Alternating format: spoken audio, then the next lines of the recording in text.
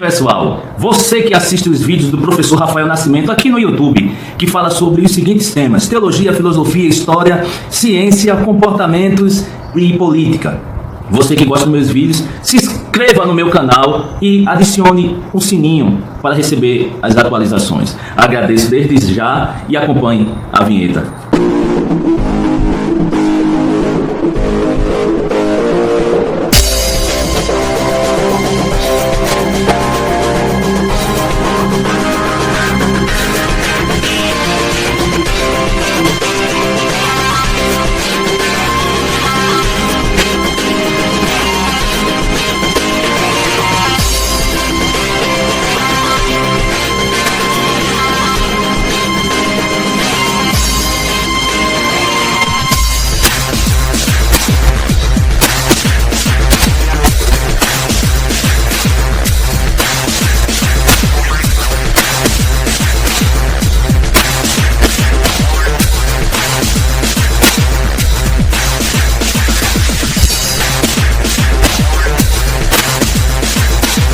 Êxodo, capítulo 32, versículo 27 diz assim: E disse-lhes, assim diz o Senhor,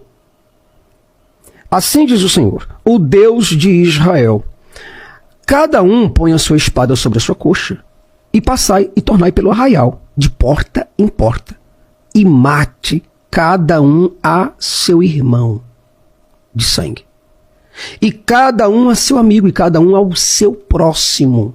Seja quem for, próximo é quem for. É pai, é mãe, próximo. Seja quem for, certo? E os filhos de Levi fizeram conforme a palavra de Moisés, seguiram a risca. E caíram do povo aquele dia uns 3.000 homens, porquanto Moisés tinha dito: consagrai hoje as vossas mãos ao Senhor, porquanto cada um será contra o seu filho e contra o seu irmão, e isto para ele vos dá a bênção de hoje.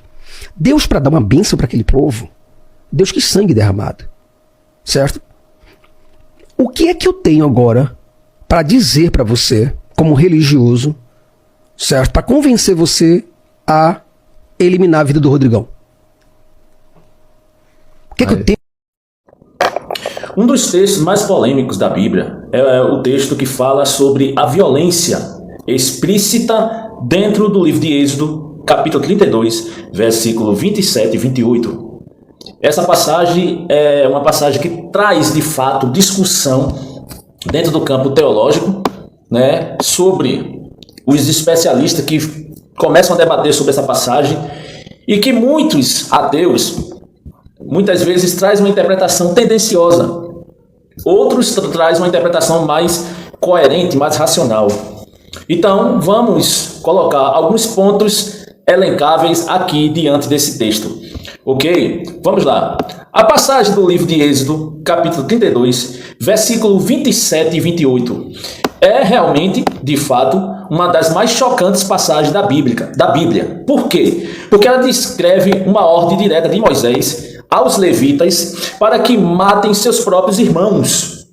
Então, isso a partir do momento que a gente lê dentro especificamente do contexto a qual estamos inseridos, ou seja, a gente vive em 2025, em pleno século XXI, com todas as valências que temos hoje, tecnologia, etc., com um costume pré-definido. É evidente que entendemos que essa passagem, de fato, é uma passagem que, podemos dizer, polêmica, uma passagem que traz um texto bárbaro e que traz discussão, ok? Mas será isso mesmo? Vamos lá. Ela descreve uma ordem direta de Moisés, né? A gente sabe disso, aos levitas para que matem seus próprios irmãos, amigos, os vizinhos, por terem adorado o bezerro de ouro.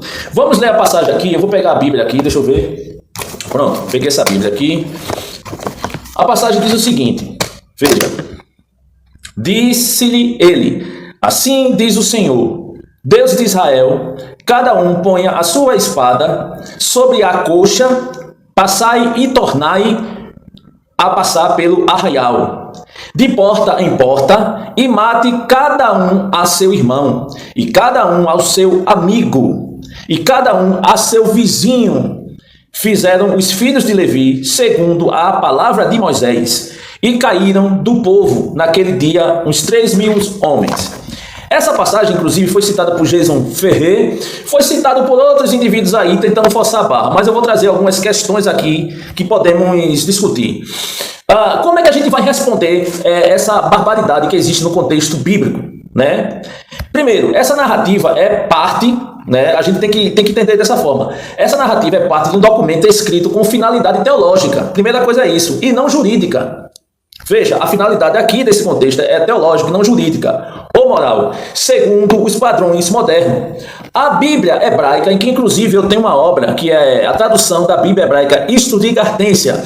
A Bíblia hebraica contém relatos de violência ritual e punição coletiva. Por quê? Porque reflete um mundo antigo, onde a autoridade divina era absoluta e o crime de idolatria era considerado uma traição ao próprio Deus Rei. Eu vou repetir. Essa violência ritual e a punição coletiva que está explícita dentro do contexto bíblico é uma punição coletiva, porque reflete o quê? O mundo antigo, dentro dos seus costumes, dos seus padrões, certo? E a autoridade divina era absoluta, a autoridade do rei era absoluta. E o crime de idolatria era considerado uma traição ao próprio Deus Rei. Por quê? Idolatria era considerada uma alta traição, um crime de morte na teocracia israelita. A gente tem que entender isso. O texto também, por outro lado, ele reflete uma cultura tribal. Observamos que a gente está saindo de um contexto tribal e hoje a gente entende, dentro dessa nossa perspectiva, que o texto bíblico, de fato, é uma coisa arcaica. Mas naquele tempo, no momento que foi escrito, não era bem isso, tem os seus costumes e os seus padrões. Então, o texto reflete uma cultura tribal, patriarcal, também, ao mesmo tempo, guerreira, onde, naquele contexto ali, a punição coletiva era comum. E o que podemos dirimir referente a isso? Resposta possível diante dessa perspectiva desse texto.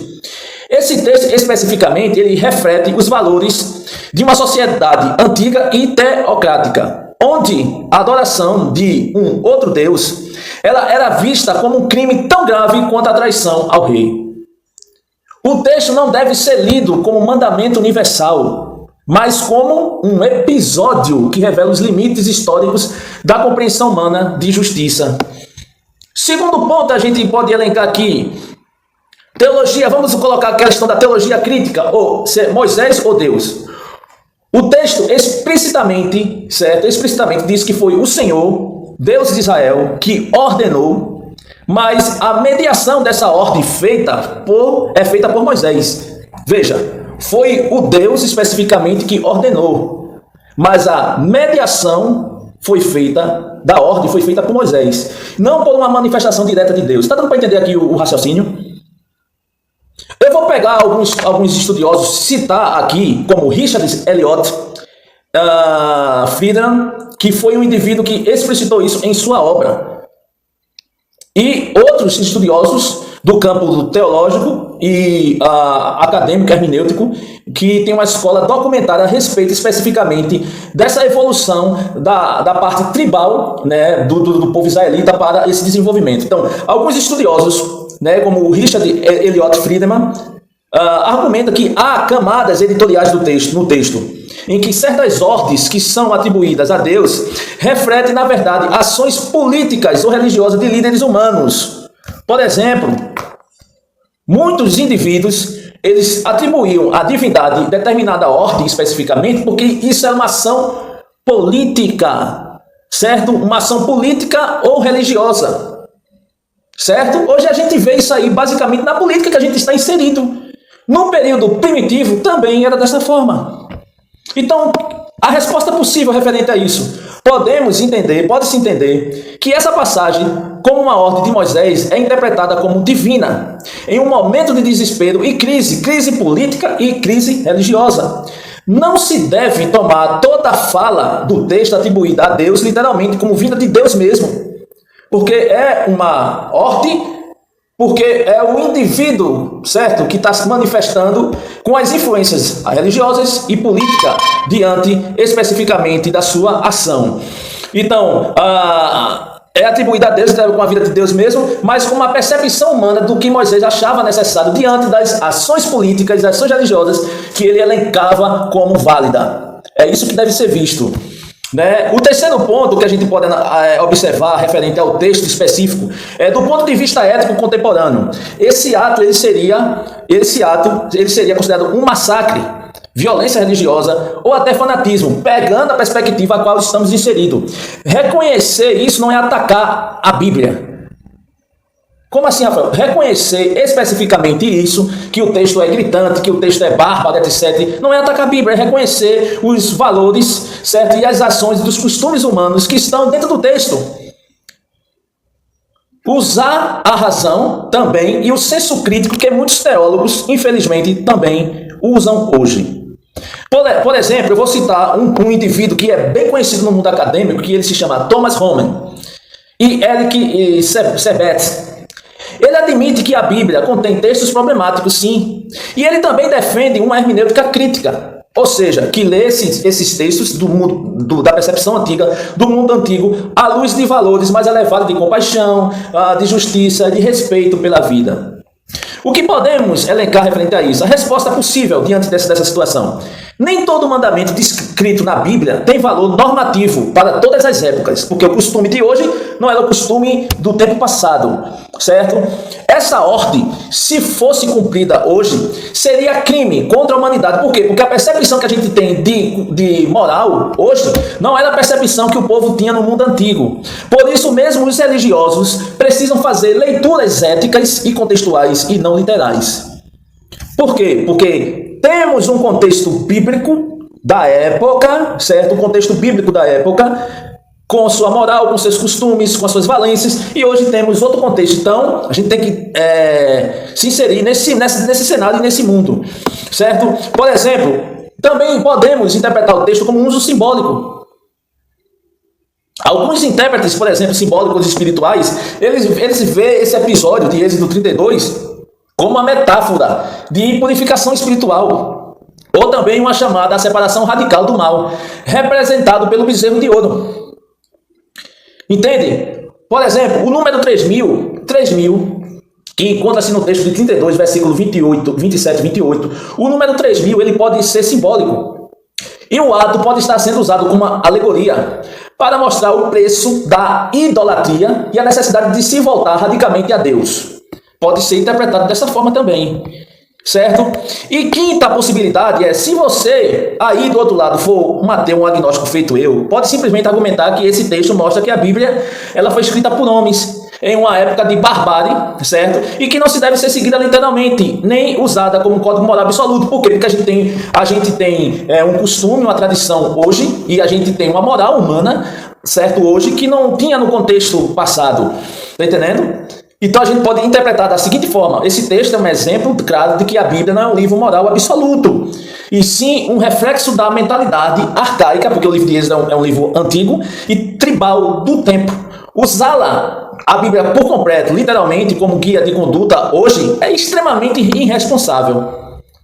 Então, o que podemos concluir referente a isso? Primeiro, o livro de Êxodo, do capítulo 32, versículos 27 e 28, é um texto difícil, eu concordo com você, porque mostra o uso da violência religiosa como forma de controle e punição. Há várias formas de responder esse texto aqui do livro de Êxodo. Por exemplo, pela crítica histórica e arqueológica, mostrando, por exemplo, o contexto tribal e o contexto arcaico dessa narrativa. Ele pode ser interpretado pela teologia mais progressista, que reconhece falhas humanas na Bíblia de acordo com o costume que a gente está inserido, com o costume da época. A gente pode interpretar esse texto como uma hermenêutica simbólica, ou seja, fazendo uma reinterpretação realmente do texto. A gente pode também fazer uma crítica cética do texto, rejeitando a autoridade moral do texto. Então eu posso ter essas 4 interpretações mais próximas para definir esse texto. Tá dando para entender? Então quando eu vejo um ateu aí falando um monte de abobrinha, entra no meu vídeo e sai pelo outro. Sabe por quê? Porque de fato eu apenas trago informações aqui que são honestas e informações que são factuais. Eu não gosto de forçar um texto, certo, sem conhecê-lo. Tá bom? Um abraço a todos e uma boa noite.